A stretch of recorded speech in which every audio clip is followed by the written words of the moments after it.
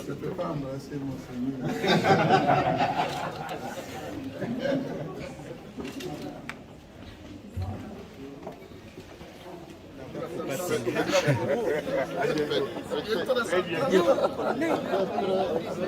L'Église catholique et protestante se sont engagés ensemble dans une initiative d'amener les forces vives du pays à un pacte social pour la paix et le bien vivre ensemble.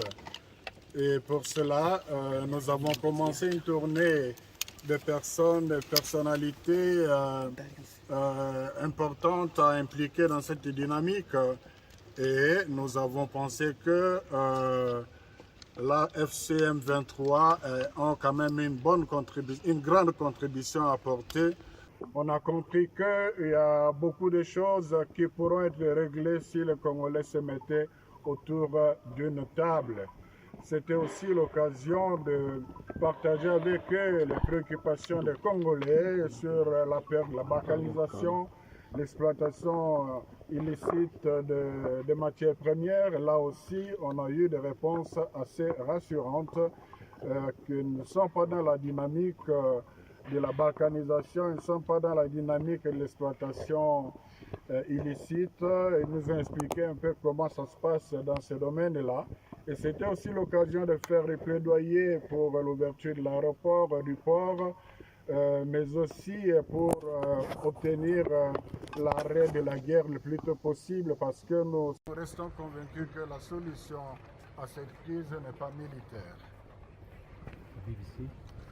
Ici, nous sommes à l'étape d'écoute, donc nous sommes en train d'écouter toutes les parties prenantes, les acteurs clés ou les personnes ressources qui peuvent enrichir la réflexion que nous mettrons ensemble autour d'une dynamique nationale pour que les Congolais réfléchissent. Donc quand viendra le moment de discuter ou de participer, certainement ces différents groupes de femmes qui ont été reçus et qui d'autres seront reçus pourront avoir l'occasion de participer à une forme de discussion, parce qu'ici, rien n'est prévu au préalable. Dans notre démarche, nous n'avons pas encore écrit un pacte parce que nous apprenons que les gens disent que nous avons écrit le pacte. Non, nous avons proposé l'initiative. Voilà pourquoi nous approchons toutes les parties. Nous avons commencé à Kinshasa et là c'est l'étape extérieure de Kinshasa, donc Goma. À part Goma, nous allons voir les provinces, l'extérieur du pays, et nous rentrerons à Kinshasa pour faire l'écho de la première étape, et à cette occasion, nous annoncerons les étapes suivantes.